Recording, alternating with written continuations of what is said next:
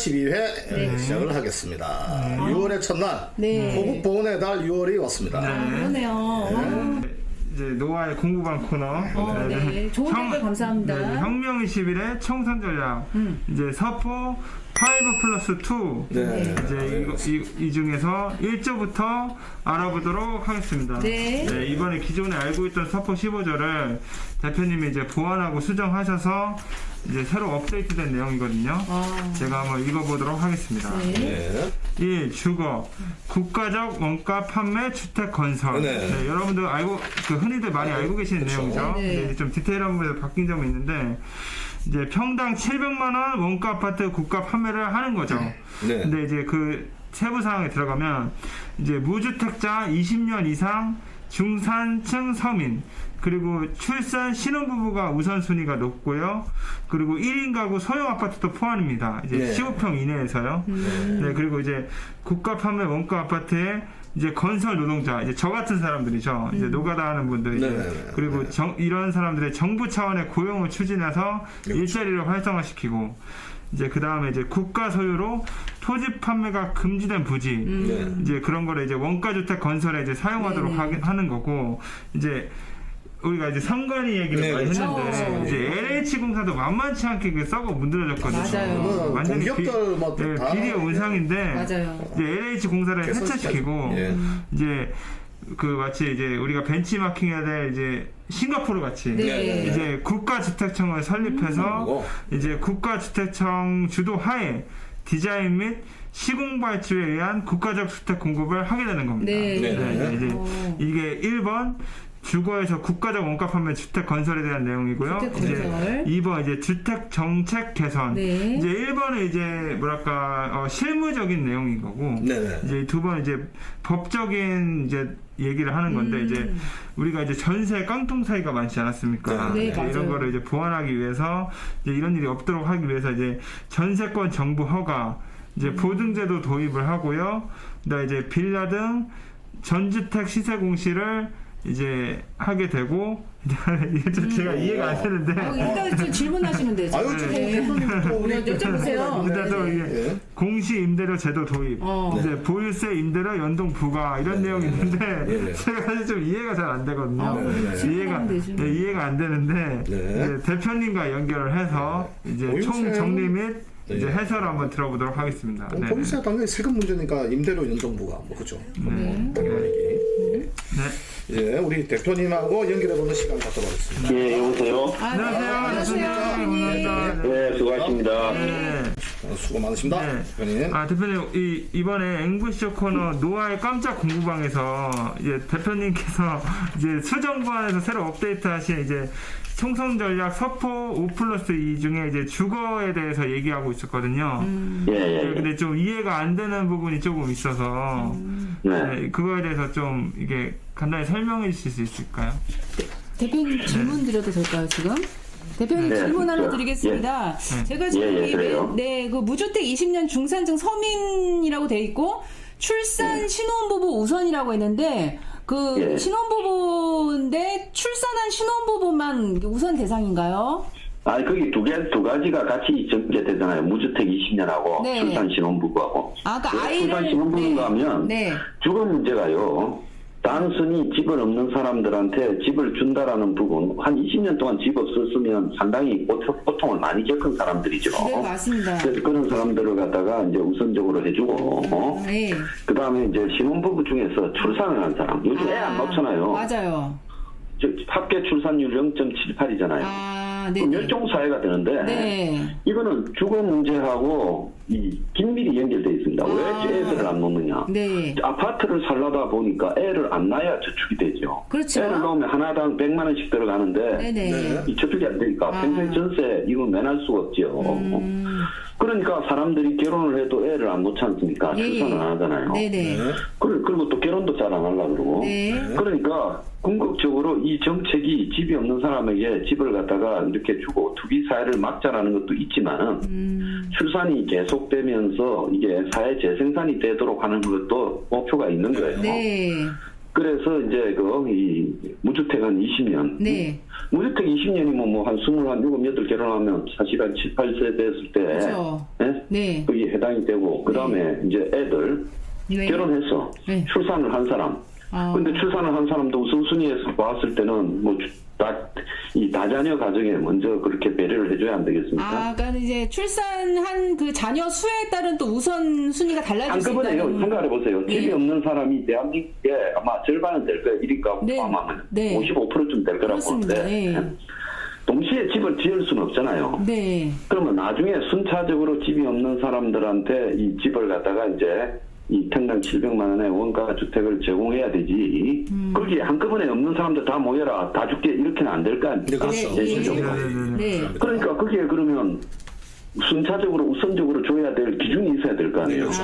예. 그 최우선 기준이 무주택 20년이고 네. 또 한쪽에서는 출산을 갖다가 뭐 3명 한 사람, 3명 이상한 사람 먼저 해결해주고 그다음 2명, 1명 이런 식으로 해결해줘야 되겠죠. 네.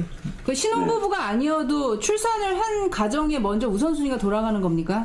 그러니까 신혼부부들이 출산을 했을 때 네. 그리고 또 출산을 해서 다자녀가 있을 때 네. 그리고 이제 제가 그런 거를 전부를 합산해가지고 기준까지 만들어서 정책이 할 수는 없지 않습니까? 그건 이제 시행해가면서 보완해야 될 문제고요. 네. 그 다음에 무주택 연수가 오래됐을 때 이 세 가지가 기준 아니겠어요? 네.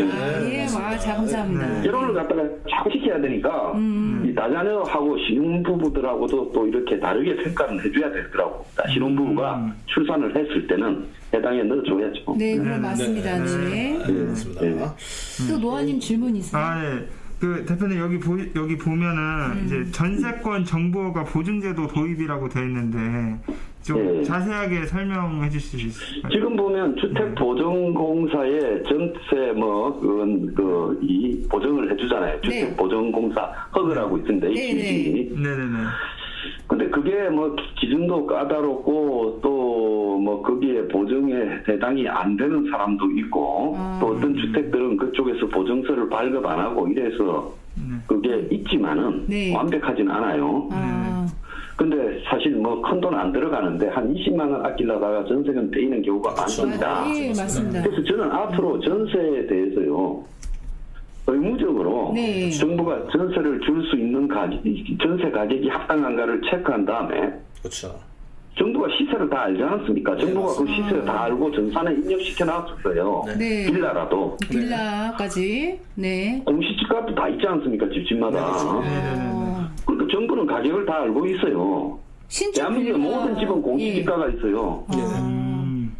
그 신축 빌라를 지어서 막 사기를 치지 않습니까? 그게 이제 공시지가. 그러니까 신축 빌라를 지어서 가격 평가가 들어가지 않으면 네, 그렇죠.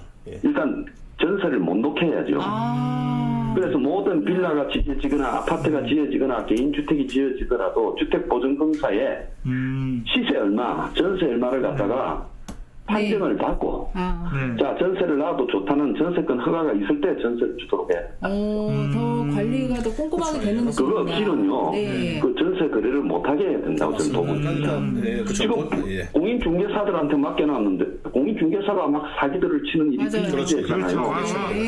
완전히 양아치. 공인이 아니라 뭐 공인중개사가 아니라 이게 공인 뭐 사기사가 될 수 있잖아요. 사기꾼들이죠, 사기꾼들. 근데 그래놓고는 아무 책임도 안 지잖아요. 맞아요. 책임이 안 지더라고요. 공인중개료도 상당히 높은데요. 그래서 저는 공인중개사분들 중에 아주 성실한 분도 많지만은 질이 안 좋은 자들이 부동산 사기꾼들하고 연결돼가 전세 사기도 치고 빌라 사기도 치고 하잖아요. 근데 이게 그 정보에서 서로 간에 같이가 않잖아요. 젊어가지고 이제 뭐 빌라를 들어가려는 사람들이나 이런 사람들이 전세 가격이나 이런 걸 잘 모르잖아요. 맞습니다. 실제도 모르고. 다 속이죠. 그러니까 그걸 갖다가 부동산들이 공정한 정보를 제공해야 될 건데 한쪽에 붙어서 장난을 치는 거 아닙니까? 그러니까 이거는 정부가 직접 전국의 모든 이 주택 시세 그리고 주택 시세의 건강은 전세 시세가 나올 거 아니에요. 주택 시세의 한 60% 정도나 설정하면 되지 않겠어요? 네, 맞습니다. 그래서 그 가격을 정부가 일단 검토한 다음에 전세권을 발행해줘야 그때부터 전세 거래가 성립되도록 그렇게 해야 된다. 아예 사기칠 수 있는 그런 원천을 다 이제 제거를 하신 것 같은데요. 그래서 전세가 실제 집값이 한 2억인데 전세가 1억 8천 설정돼 있으면 이거는 전세 못하도록 그가 전세가권을 발급 안 해주면 되죠. 그래서 전세권이라는 것을 발급받아야 부동산에서 거래를 할 수 있다 이렇게 해야 된다고 봅니다. 아주 좋은 솔루션입니다. 네, 아주 좋은. 정말 간단해요. 왜냐하면 공시지가가 다 있기 때문에 복잡한 게 아니에요. 네, 그렇죠. 이해가 확실히 됐습니다, 대표님. 그렇죠. 네네네. 어쨌든 이게 보정제도도 이게 의무화, 그다음에 이제 아까 노아님 또 궁금한 게 뭐 또 뭐라고 하시나요? 보유세 임대료 연동 구간은 어떻게 되나요? 그거는 뭔가 하면 지금 보면 굉장히 임대료가 높아서 자영업자들이 고통을 받잖아요. 네. 그래서 임대료도 안 나오면서 손해보면서 하는 자영업자도 많아요. 네. 자, 그런데 이제 집주인들은 내가 은행에서 뭐 대출받아서 이 빌딩을 샀으니까, 당연히 나는 은행 이자 내고, 그 다음에 뭐 또 내 수익도 챙기는 그런 수준의 임대료를 부과하겠다면서 막 하잖아요. 그래서 저는 임대료 부분에서 전국의 공시임대료를 지정해야 된다고 봐요.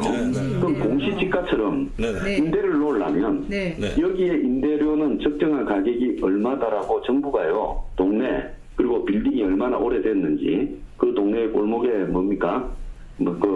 예를 들어서 매출이 어떻게 올라오는지 이런 것들을 구청하고 협조해서요, 전산 작업해서요. 그래서 공시임대료를 정해서 여기는 월 200이다. 이렇게 이제 공시임대료를 정하는 겁니다. 그런데 어떤 업자들은 거기에 400, 500을 받거든요. 저는 전부 세금으로 환수해버려야 된다고 봐요. 그러면 세금 다 뜯길 거 아닙니까?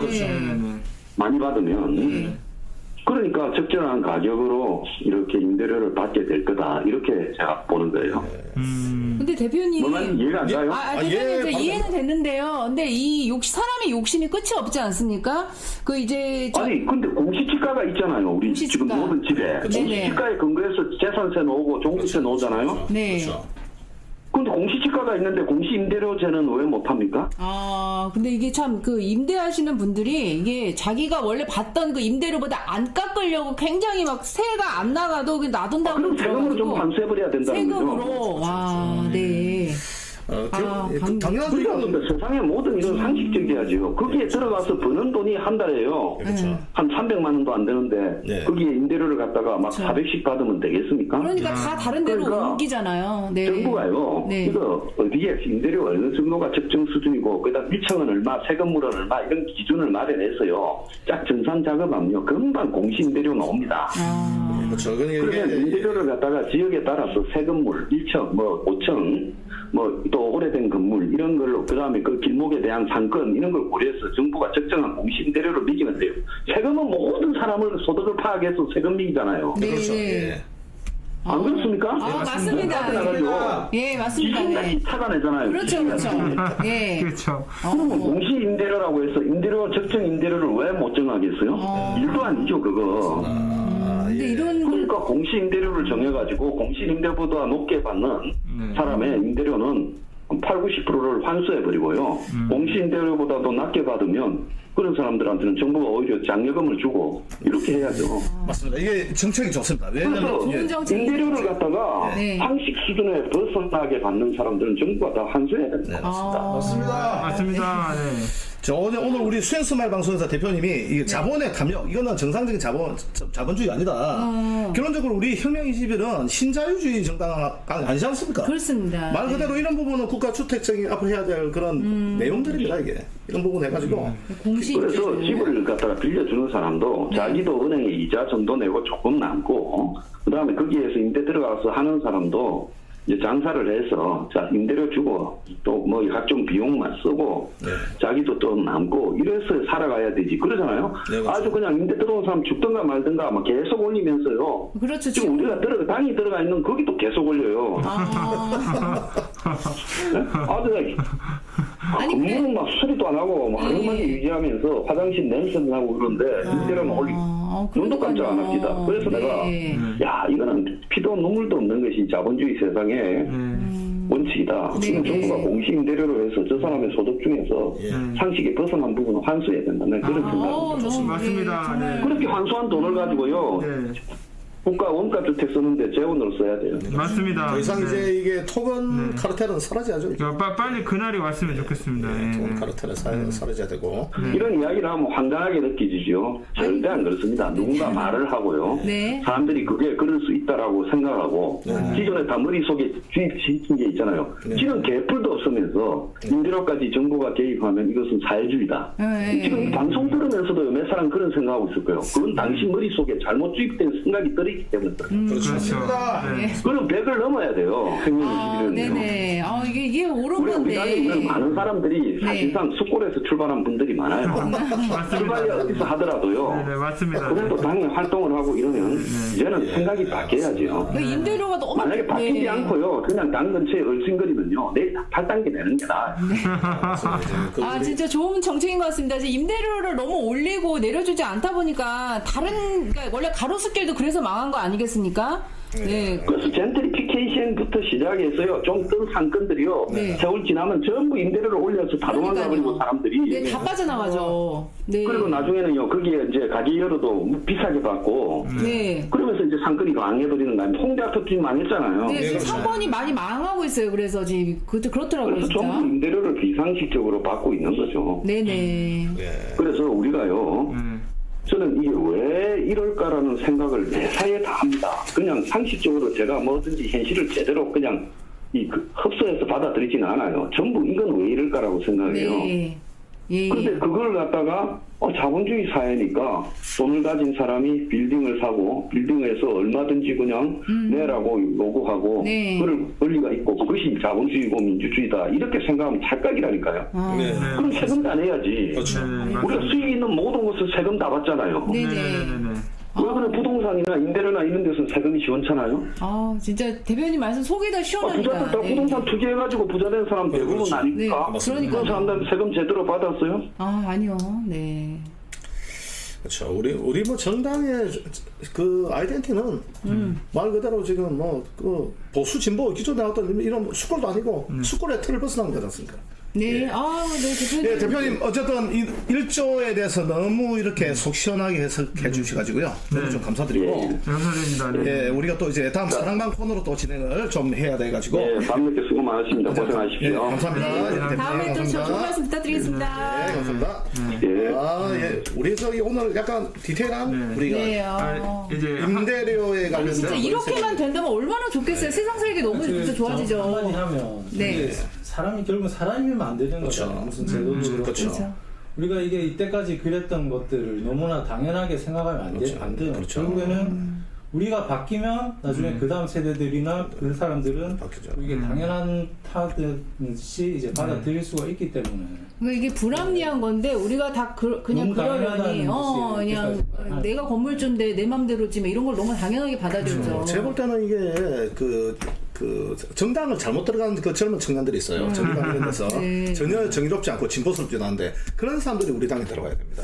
그럼 서민들도 정신 차리자. 우리들도 다 생각을 바꿔서 이제 비유를 하자면 이제 튤립 파동처럼 네. 이제 대한민국에서 이제 부동산이 이제 투기의 목적 수단이 아니고 이제 주거에 이제 서민들이 살 수 있는 공간으로 만들 수 아니 있는 지금 진짜 거주의 목적으로 그러니까, 해야지 이게 투기의 수단이 되어서 안 된다고 생각합니다. 그러니까 그걸 바꾸는 게 이제 혁명의식의 그러니까. 존재의 의미죠. 그리고 항상 다음 주 노아의 깜짝 공고방 시간에는 서프 2조를 가지고 여러분들께 찾아뵙도록 하겠습니다. 네, 좀 네, 다음 주에 뵙겠습니다. 그렇죠. 그럼 다음 주에 뵙겠습니다. 감사합니다. 다음 주에 뵙겠습니다. 네. In your coffee, you're staring so blankly at the walls. Do you recall talking for hours on end? Look at me dearly again and again. That's not how you look at your friends, I know. But your heart's open up to me. I'm discovering you're just as lost as me.